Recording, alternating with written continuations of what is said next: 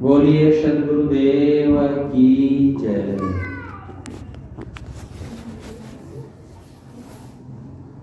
अर्चनीय वंदनीय मूल मंगलमय संत समाज,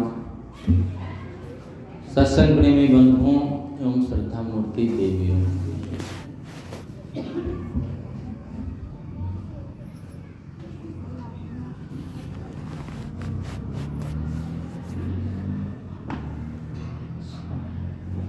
सदगुरु कबीर साहब ने कहा है, करहु विचार तो सब दुख जाए।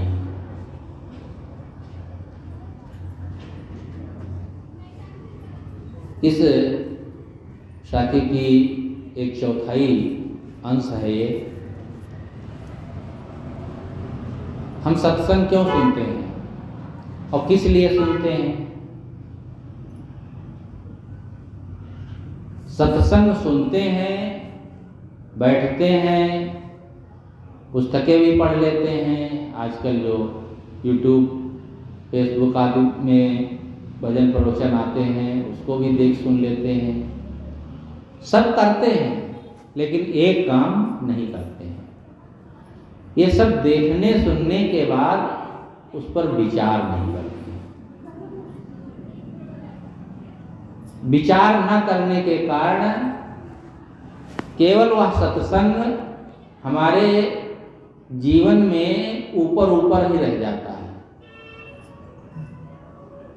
जो प्रवक्ता ने या कथाकार ने अपनी बात कही, सुनाई, उसमें कितनी सत्यता है, उससे हमारे जीवन में क्या लाभ होगा, इन सब बातों पर गौर नहीं करते हैं, विचार नहीं करते हैं।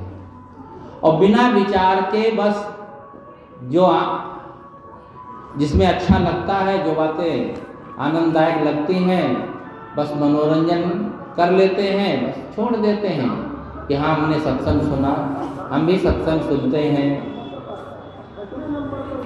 जीवन में जब तक वह सत्संग उतरेगा नहीं तब तक कोई लाभ नहीं होगा। और ये तब होगा जब हम विचार करेंगे जो कहा जा रहा है वे बातें वास्तव में सही है या नहीं है। केवल कथा कहानियों में जो लिख दिया गया है शास्त्रों पुराणों में, धर्म ग्रंथों में, इन सब बातों को दोहराया ही केवल जा रहा है। इन सब बातों पर हम विचार भी करें। इसलिए कबीर साहब कहते हैं, करो विचार तो सब दुख जाए। यदि जीवन में दुखी आप हैं तो इसका मूल कारण है कि हम इन बिंदुओं पर विचार नहीं करते हैं। अंधविश्वास की बातें, चमत्कार की बातें, पता नहीं कैसी कैसी बातें, ये सब प्रवक्ता कथाकार लोग परोसते रहते हैं और हम केवल सिर झुका करके सुनते रहते हैं और सुन करके जैसे के तैसे बने रहते हैं। इन पर विचार करना चाहिए। हमारे जीवन के 2 विभाग हैं, एक व्यवहार है, दूसरा परमार्थ है।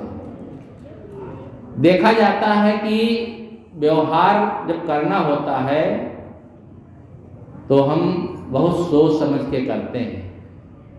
कोई सामान खरीदना हो तो हम विचार करेंगे ये सही है या नहीं सही है, इसके दाम सही हैं, ये सामान ओरिजिनल है या डुप्लीकेट है, जान समझ लेते हैं। कई दुकानों पर उसका परीक्षण कर लेते हैं। आजकल तो मोबाइल से उसको चेक कर लेते हैं।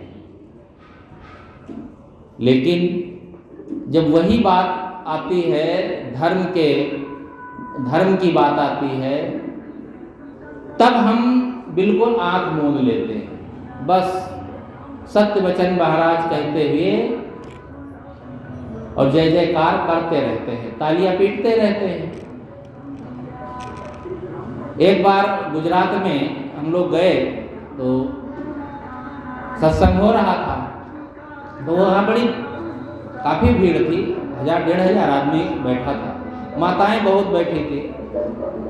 तो जब सत्संग खत्म हुआ तो शाम के समय हम लोग उधर गए तो भक्तों में पूछा कि भाई ये जो सत्संग हुआ कुछ समझ में आया? तो माताएं जो देहात की थी बिल्कुल, तो हम कहे साहब बहुत समझ में तो नहीं आ रहा था। तो हमने कहा नहीं, जब संत लोग बोल रहे थे तो सब हंस रहे थे। कहा साहेब जब सब हंस रहे थे तो हम भी हंस देते थे, लेकिन ये क्या कह रहे हैं मुझे कुछ नहीं समझ में आता था।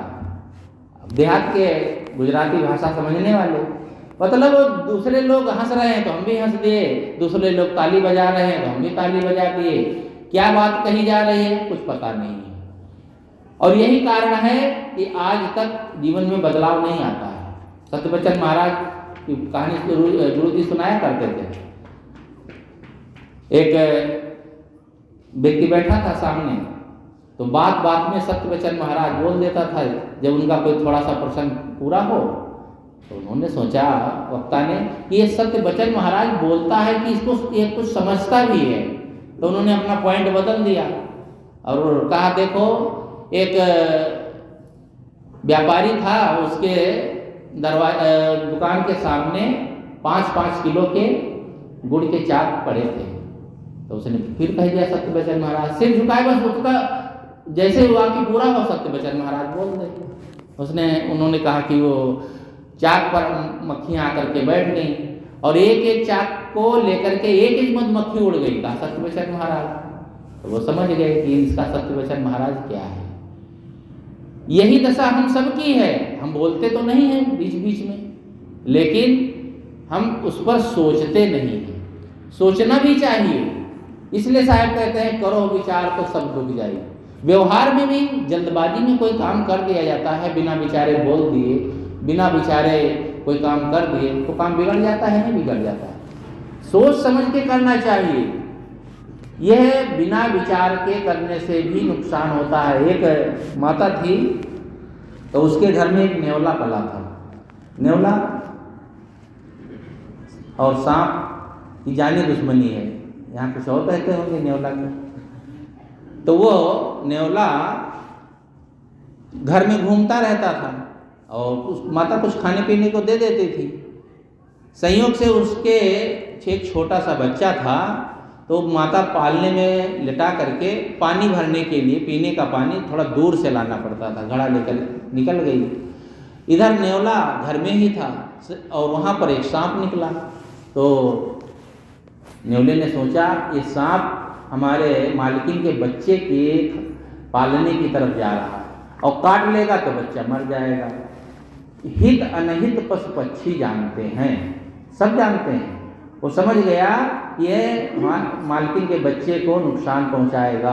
बस उसने झपट्टा मारा और टूट पड़ा। दोनों में हुई लड़ाई। अंत में नेवले को सांप को नेवले ने काट डाला तो मुंह में खून लग गया। उसको बड़ी खुशी हुई कि मैंने अपने मालकिन के बच्चे को बचा लिया। जो आदमी को खुशी होती तो खुशी जाहिर करता है अपने अपने ढंग से। मनुष्य होता तो मुँह बोल करके बता देता, वो नहीं बोल सका तो दौड़ करके दरवाजे पहुंचा, तब तक मालकिन आ गई। बस वो छलने कूदने लगा सामने। मालकिन ने न सोचा न विचारा, बस एकदम से नाराज हो गई। अरे मैंने इतने दिन इसको पाला पोसा और इसको खिलाया पिलाया और इसने देखो मेरे बच्चे को काट लिया। उसने पता भी नहीं लगाया कि क्या हो सकता, ऐसा कुछ हुआ है कि नहीं हुआ। बिना सोचे विचारे बस वही घड़ा जो था उसी को पटक दिया और छोटा जीव ने वाला पिचक के मर गया। जब घर में जाती है तो देखती है कि बच्चा तो सो रहा है, वहाँ सांप के टुकड़े पड़े हैं, सांप मरा पड़ा है। तब उसे पश्चाताप हुआ कि देखो इसने तो मेरे बच्चे की जान बचाई। ये क्यों हुआ? जल्दबाजी में, बिना सोचे बिना समझे। कोई भी छोटे से छोटा काम हो उसको भी सोच समझ के करना चाहिए। और यही बात धर्म में भी है।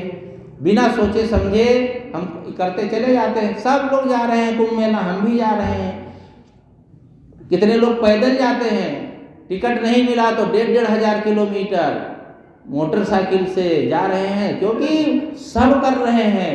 वहाँ डुबकी लगाने से ये होगा वो होगा।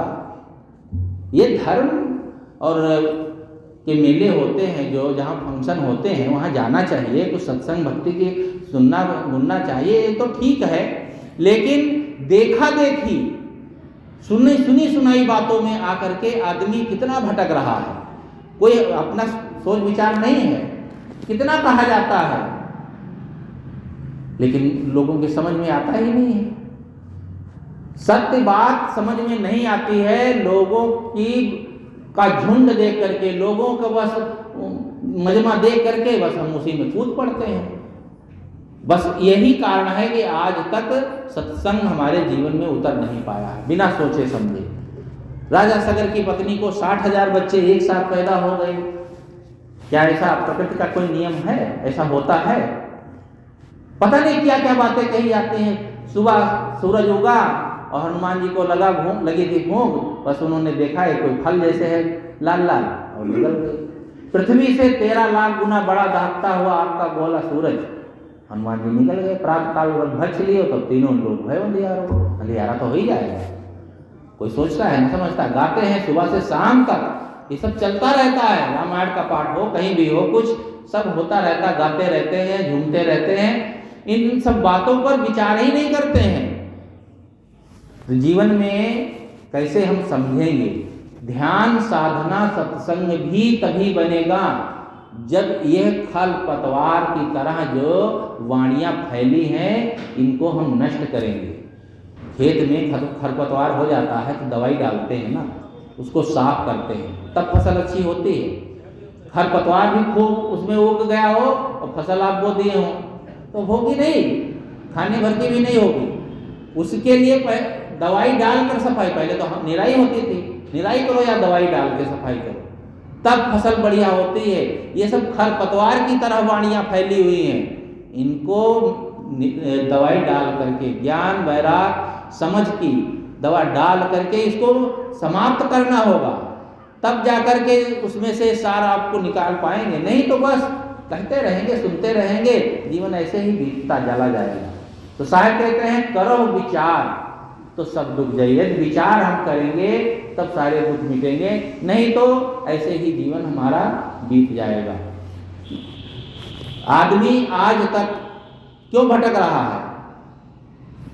देखा जाता है कि पहले जितने धार्मिक कृत्य होते थे उससे कम नहीं हो रहे हैं, खूब हो रहे हैं। धार्मिक कृत्य तो हो रहे हैं लेकिन जीवन जैसा का तैसा। अभी प्रयागराज में कुंभ मेला हुआ, लाखों करोड़ों लोग इकट्ठा हुए, पंडे पुजारी कि कितना चांदी हो गई।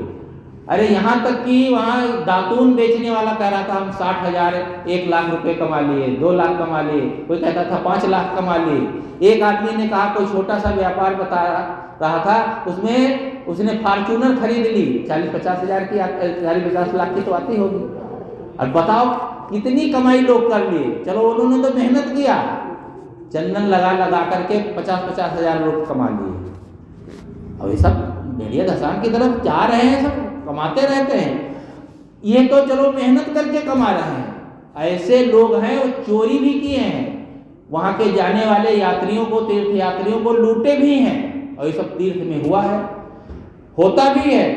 और यही बात है कि लोगों को अश्रद्धा इन सब चीज़ों से, धर्म कर्म से हो जाती है जब हम ऐसे तीर्थ स्थलों में जा करके ऐसे लोगों को देखते हैं, ऐसे कृत्य देखते हैं। ऐसी घटनाएं भी घटती हैं। एक सज्जन थे, इलाहाबाद में गुरुजी के पास आए, उनका भाई मिलिट्री में था, तो वो बताने लगे कि मेरा भाई मिलिट्री में था साहब, तो वो इसी प्रयागराज से निकल रहा था, तो ट्रेन को बदलना था, कई वर्ष पहले की घटना है।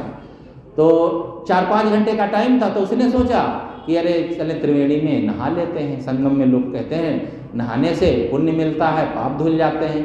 मैंने कोई पाप तो नहीं किया, लेकिन सब लोग करते हैं, चलो हम भी कर लेते, देखा देखी सब कर लेते हैं। वहाँ गया, अपनी पत्नी को एक दुकान के सामने बैठा दिया और सामान खरीदने लगा, गली में थोड़ा जा करके। वही पंडे पुजारियों के जो लड़के हैं वहीं घूम रहे थे, वे सब ताक लिए, समझ लिए कि सीधी सादी औरत है, इसको बरगला सकते हैं। बस उससे कहा, बहन जी आपको आपके पति बुला रहे हैं। उठाई झोला चल दी, और वे लोग ले जा करके दूसरी गली में उसे छिपा दिए। अब वो बेचारा आया, देखा तो वहाँ पत्नी नहीं। दुकानदार से पूछा दुकानदार तो जानता था कौन से लड़के बरकला के ले गए हैं, लेकिन वो कौन झंझट करे, वो कुछ कार्य मैं नहीं जानता हूँ, मैं अपनी दुकानदारी करूँ कि तुम्हारी पतली की रखवाली करूँ। इधर खोजा खाजा नहीं पाया, बस आ गया गुस्सा, मिलिट्री का जवान, और निकाला रिवाल्वर, बस वही दुकानदार की कनपट्टी पर रख दिया। कहा बताओगे कि नहीं, बस चिल्लाए, बस तुरंत 5 मिनट में उसकी पत्नी आ गई। उसको इतनी वितृष्णा हुई, इतना खराब लगा कि जो नारियल वारियल लाया था पूजा करने का सामान, अगरबत्ती, वहीं सड़क पर ही फेंक दिया, और दूर से ही हाथ छोड़कर कहता है, हे गंगा मैया जो दिन रात नहाते हैं तुम्हारे में, इनके पाप तो नहीं धुले, मैं तो कभी पाप किया भी नहीं है। बस वहीं से लौट आया। ये दशा है तीर्थ स्थलों की और तीर्थ स्थलों में रहने वालों की। तो धर्म का काम केवल ऊपरी दिखावा मात्र, हम उसी में डूब जाते हैं, और जो वहाँ पर दिन रात धंधा कर रहे हैं वे लोगों को ठगते हैं, लोगों को बेवकूफ़ बनाते हैं, जानते भी हैं, जानबूझ करके हम अपना गला कटाने के लिए पहुँच जाते हैं। ये सब हम बातों को सोचना चाहिए, समझना चाहिए, इस पर विचार करना चाहिए। तो मैंने शुरू में कहा कि साहब ने जो कहा है करो विचार तो सब रुक जाएगी। यदि हम विचार करेंगे, विवेक करेंगे, समझदारी रखेंगे, तो हमारे जीवन में भटकाव नहीं आएगा, और ये सत्संग का जो फल है वह हमें पूरा का पूरा मिलेगा। वही सच्चा ज्ञान है।